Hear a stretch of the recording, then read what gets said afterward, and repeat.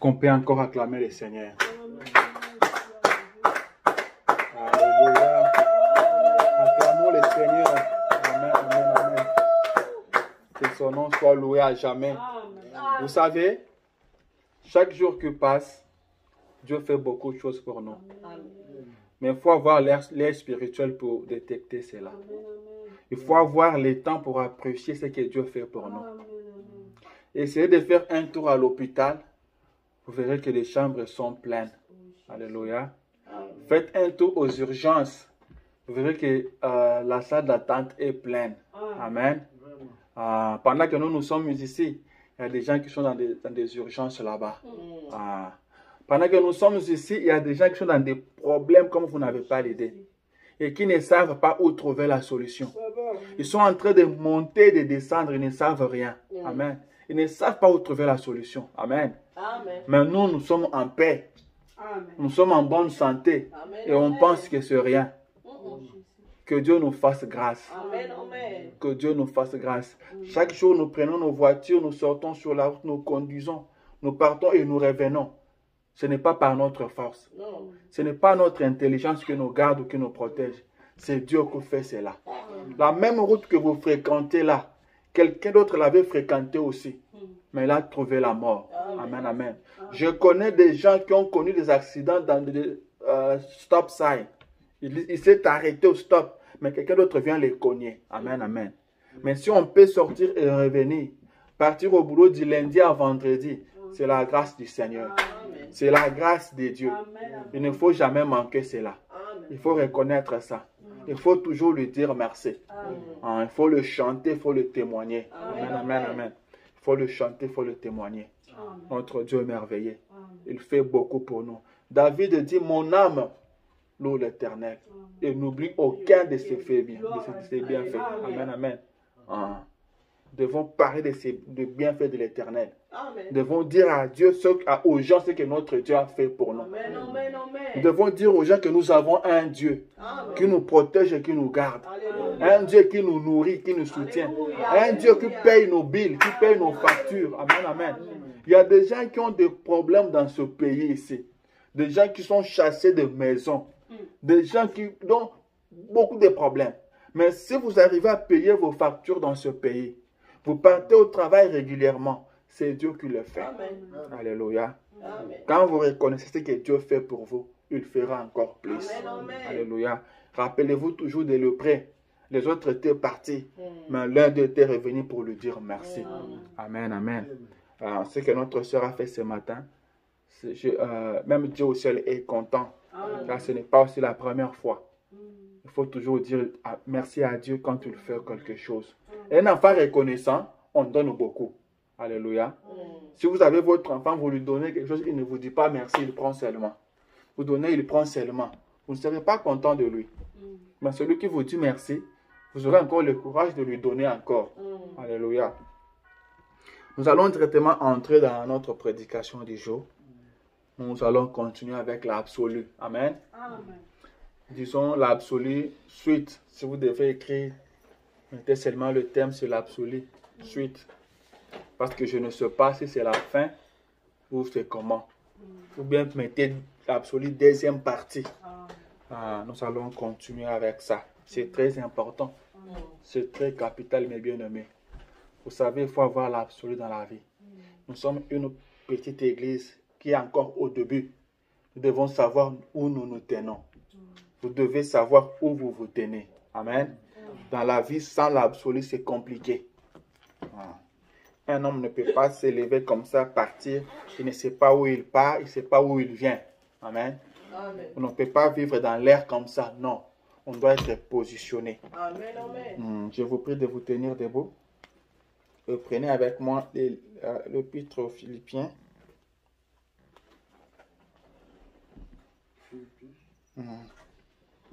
Philippiens chapitre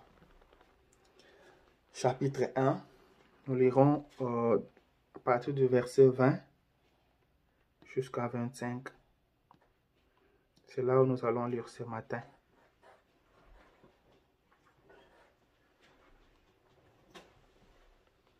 Philippiens chapitre 1er, verset 20 à 25. Nous lisons dans le nom de Jésus. Paul dit ceci. Selon ma ferme attente et mon espérance, que je n'aurai honte de rien, mais que, maintenant comme toujours, Christ sera glorifié dans mon corps, avec une pleine assurance, soit par ma vie, soit par ma mort. Car Christ est ma vie, et la mort m'est un gain. Mais s'il est utile pour mon œuvre que je vive dans la chair, je ne saurais dire ce que je dois préférer. Je suis pressé des deux côtés. Je le désire de m'en aller et d'être avec Christ, ce qui de beaucoup est le meilleur. Mais à cause de vous, il est plus nécessaire que je demeure dans la chair. Et je suis persuadé, je sais que je demeurerai et que je resterai avec vous tous pour votre avancement et pour votre joie dans la foi. Amen, amen, amen. Seigneur Jésus, notre Dieu, nous voici encore ce matin dans ta maison. Viens nous parler. Viens nous parler, Jésus. Car le parole de l'homme tue. Car le parole de l'homme sont des mensonges. Mais ta parole est la vérité. Amen. Nous ne sommes pas venus ici pour entendre un homme. Non. Nous ne sommes pas venus ici pour voir un homme. Mais nous sommes venus vers toi. Amen. Toi, éternel, notre Dieu, notre roi, notre Seigneur. C'est pour toi que nous sommes ici. Descends, Seigneur, parle-nous. Que nous ne puissions pas sortir d'ici tel que nous sommes entrés au Père. Que quelque chose se passe dans nos vies ce matin, Seigneur. Que quelque chose se passe, ô Dieu d'Israël. Que nous puissions dire qu'à partir de ce matin-là, quelque chose s'était passé. Que quelque chose change, ô Dieu d'Israël. Parle à ton peuple, Seigneur Jésus. Écarte l'homme du chemin. Écarte l'homme du chemin, Jésus. Mets l'homme de côté. Parle à ton peuple, Seigneur. Délivre le captif. Sauve le pécheur, Seigneur. Guéris le malade. Ramène les rétrogrades, ô Dieu. Donne la joie dans les cœurs de tes enfants. Donne l'assurance à tes enfants. Donne l'absolu à tes enfants, ô Dieu d'Israël. Bénis, Seigneur, ces moments. Que le Saint-Esprit dans la salle, Père. Nous te laissons toute la place, Jésus. Prends le contrôle de nous tous, Père. Que tous les autres esprits se taisent au nom de Jésus. Que tout autre esprit quitte cet endroit au nom puissant de Jésus. Et dans les arides. Que la grande colonne de feu vienne dominer ici. Au nom de Jésus. Amen. Vous pouvez vous asseoir. Pendant que vous vous asseyez, je vais prendre Jean chapitre 14. Je prends Jean chapitre 14, verset 1er. Jean 14, chapitre 1er, la Bible dit ceci. Que votre cœur ne se trouble point. Croyez en Dieu, eux croyez en moi. Amen. Alléluia. Amen. Que votre cœur ne se trouble point. Amen. Ne vous agitez pas. Ne vous inquiétez pas. Amen. Que votre cœur ne se trouble point. Amen. Croyez en Dieu. Croyez en moi. Amen. Et ce matin, je vous dis que votre cœur ne se trouble point. Alléluia. Ne soyez pas dérangés dans votre esprit. Amen. Que rien ne tourmente votre paix. Que rien ne vous arrache la paix. Croyez en Dieu. Amen. Alléluia. Amen. Croyez en Dieu. C'est Dieu qui est notre absolu. Que votre cœur ne se trouble point. Ne soyez pas troublés.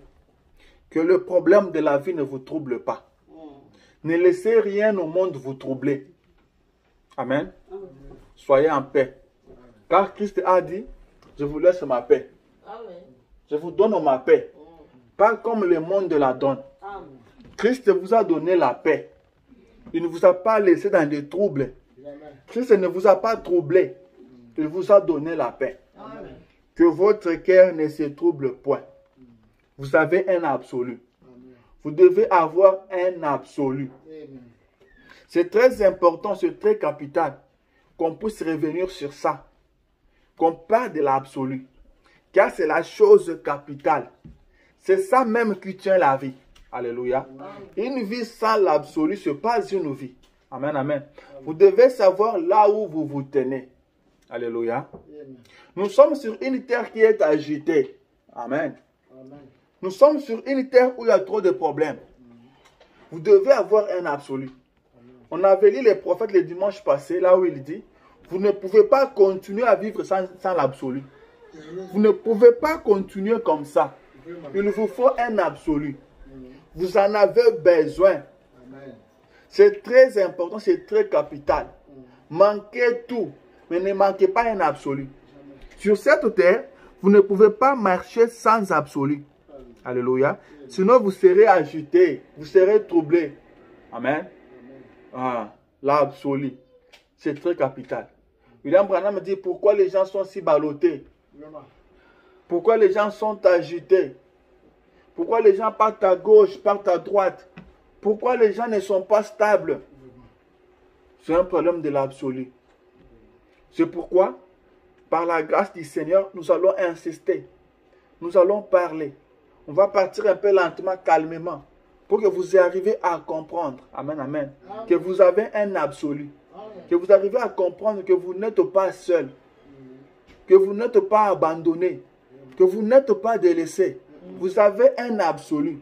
Vous avez quelque part où vous pouvez vous accrocher. Vous avez quelque part où vous pouvez vous tenir. Et le vent ne vous emportera pas. Vous devez savoir ça. Vous devez connaître ça. Et quand vous connaissez cela, vous enseignerez ça aussi à vos enfants. Amen, amen. Vous direz ça aussi à vos enfants. Quand nous sommes dans un pays où les gens prennent pour absolu la police. Alléluia. Vous allez me poser la question comment? C'est la première des choses qu'on enseigne aux enfants. On dit à chaque fois qu'il y a un problème, il faut appeler la police. Le numéro c'est 911. Il faut appeler ce numéro-là. Quand tu as un problème, il faut appeler. Et de parents qui laissent des enfants à la maison.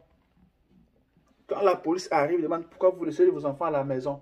Et vous dites que non, ils sont assez grands déjà pour rester seuls. Ils posent la question, est-ce qu'ils sont en mesure d'appeler 911 en cas de problème? Amen. Donc si les enfants sont en mesure de composer 911, donc c'est bon. Donc c'est ça l'absolu pour eux. Parce que la police, c'est elle qui peut faire tout. C'est vrai, nous ne sommes pas contre la police. La police nous fait beaucoup du bien. Mais la police ne peut pas être notre absolu. Car la police arrivera toujours en retard. Alléluia. Mais il y a un absolu. Il y a un homme qui lui n'arrive jamais en retard. C'est le Dieu du ciel, le Dieu tout-puissant. C'est en lui que nous devons mettre notre confiance. Nous ne pouvons pas mettre notre confiance dans la sécurité de ce monde ici. Car dans le monde, il n'y a pas la sécurité. Il n'y a que l'insécurité. Sur la terre, il n'y a pas la justice. Il n'y a que l'injustice. Nous devons nous accrocher quelque part. Tout ce qu'il y a sur la terre, Branham a dit, c'est du sable mouvant. Alléluia. C'est la parole de Dieu qui est notre absolu. Amen. C'est pourquoi les gens ont peur. William Branham dit les grands fléaux qui frappent l'église aujourd'hui, c'est la peur. Les gens ont peur. Alléluia. Les gens ont peur. Laissez-moi lire le prophète. C'est dans la prédication Jéhovah Jireh. C'est prêché à Waterloo, ici à Iowa. Le prophète dit ceci. L'une des graves choses que je trouve dans l'église, c'est que les gens ont peur. Amen. Il dit une des graves choses que je trouve dans l'église, c'est que les gens ont peur. Les gens tremblent. Le prophète a remarqué que les gens avaient peur. Amen. Le prophète avait la capacité de discerner le pensée. Amen, amen.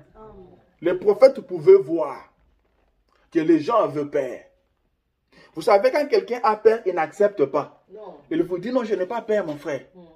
Il dit, frère, tu as peur? Non, non, je n'ai pas peur, j'ai la foi, je crois. Mais il a peur. Amen, amen. Personne n'accepte qu'il a peur. On accepte difficilement. Amen, amen. Ah. Mais le prophète dit que les gens ont peur. Amen. Rappelez-vous que le prophète, c'est la bouche des dieux. Il ne peut pas taper à côté. Ce qu'il avait dit, c'était la vérité. Amen. Je continue avec la lecture. Il dit, c'est que les gens ont peur. Il dit, et je voudrais essayer, à l'aide des Écritures, de vous montrer que vous ne devez absolument pas avoir peur. Quelqu'un a compris. Amen. C'est quelqu'un a suivi. Alléluia. Vous ne devrez pas avoir peur. Absolument pas. Vous ne devez pas craindre. Comme vous vivez là, vous n'avez aucune raison d'avoir peur. Vous ne devez pas avoir peur. Vous ne devez pas craindre. Vous ne devez pas trembloter. Et le prophète dit, je vais essayer à l'aide des Écritures, vous prouver, vous démontrer que vous n'avez aucune raison d'avoir peur. Amen. Alléluia. Il lui dit, je souhaiterais donc que vous preniez ce soir pour un passage des Écritures, le livre de la Genèse, le chapitre 22 à partir du verset 7. Le prophète lit, il dit, alors Isaac parla à Abraham son père, dit, mon père. Et il répondit, mais voici, mon fils. Isaac reprit, voici le feu et le bois. Mais où est l'agneau pour l'holocauste? Abraham répondit, mon fils, Dieu se pourvoira lui-même de l'agneau pour l'holocauste. Et ils marchèrent tous deux ensemble. Le prophète dit, et au verset 14, Abraham donna à sceller le nom de Jéhovah Jireh. C'est pourquoi l'on dit aujourd'hui, à la montagne de l'Éternel, il sera pourvu. Amen, amen. Les prophètes viennent nous faire voir ici que Dieu se pourvoira de quelque chose dans votre vie. Vous avez peur de quoi? Qu'est-ce qui vous fait trembler? Amen, amen. Vous avez peur pour votre santé? Dieu a pourvu déjà votre santé. Amen. Il y a 2000 ans à la croix, Jésus avait écrit que tout est accompli. Amen. Vous n'avez pas à craindre pour votre santé. Amen. Vous avez peur pourquoi ce matin? De quoi nourrir votre famille? Jésus a dit, regardez les oiseaux du ciel. Ils ne sèment pas, ils ne moissonnent pas. Ils ne gardent même rien dans les greniers. Mais Dieu les nourrit. Et vous n'êtes pas plus important que ces oiseaux du ciel? Vous avez peur pourquoi? Pour les habits? Il dit, voyez les herbes. Il dit, même le roi Salomon, dans toute sa richesse, il n'a pas pu se vêtir comme ce fleur ici, ces herbes ici. Mais après, on les coupe, on les jette dans le feu. Amen, amen. Amen. Vous ne devez pas avoir peur. Vous avez peur de quoi? Que vous serez perdu? Vous avez peur pour votre salut? Vous ne devrez pas avoir peur. Amen. Pour votre salut, Jésus a tout payé à la croix. Amen. La Bible dit qu'il a payé au double de tous nos péchés. Amen, amen. Vous n'avez pas à craindre si vous serez perdu. Dieu ne peut pas vous perdre. Alléluia. Dieu ne peut pas vous perdre. William Branham me dit, je vais essayer à l'aide des Écritures, vous démontrer que vous n'avez aucune raison d'avoir peur. Amen. Et ce matin, examinez-vous. Est-ce que vous avez peur? De quoi avez-vous peur? Et pourquoi vous avez peur? Alléluia. Amen. Vous êtes un fils de Dieu.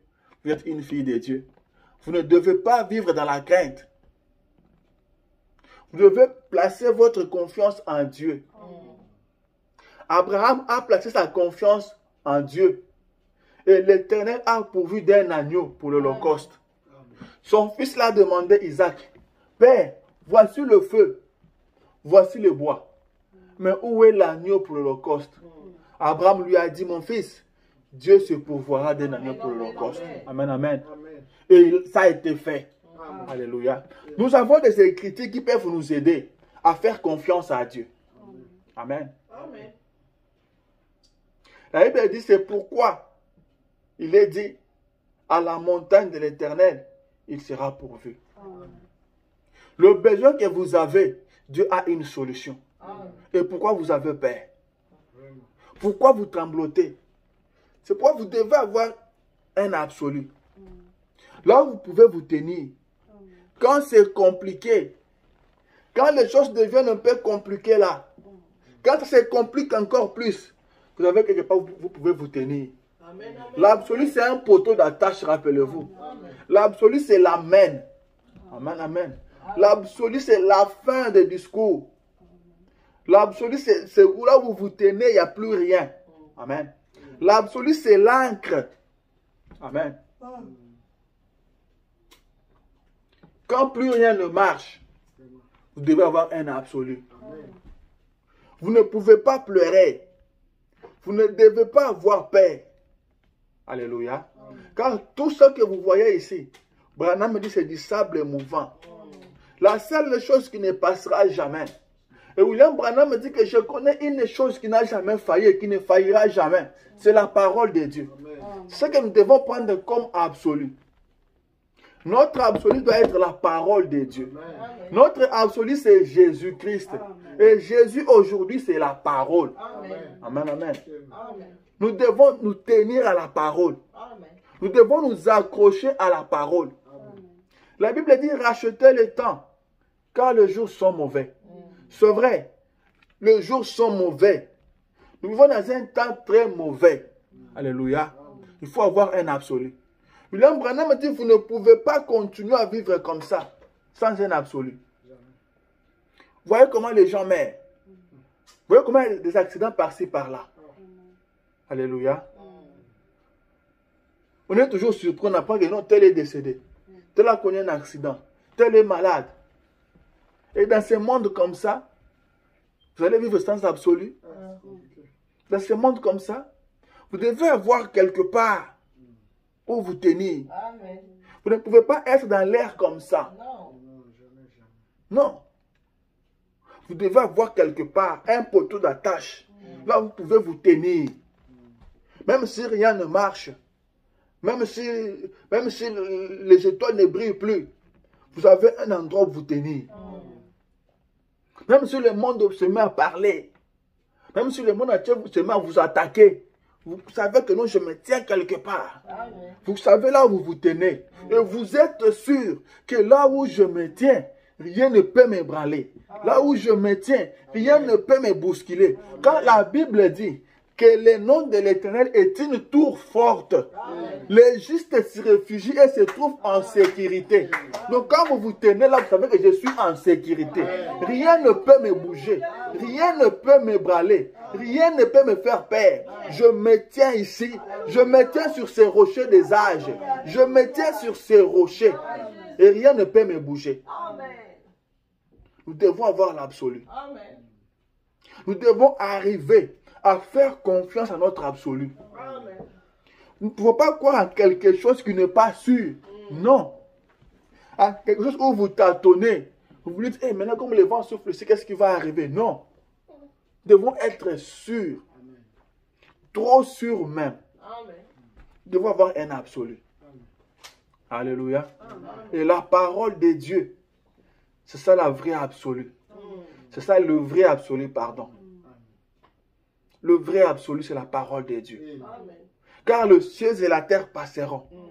Mais cette parole ne passera pas. Elle ne passera jamais. Tenez-vous à la parole. Croyez la parole. Restez dans la parole. Vivez la parole. Cachez-vous dans la parole. Et rien ne vous ébranlera. Et rien ne vous bougera. Rien ne vous fera peur. Alléluia. Et c'est moi, le prophète. Le prophète dit ceci.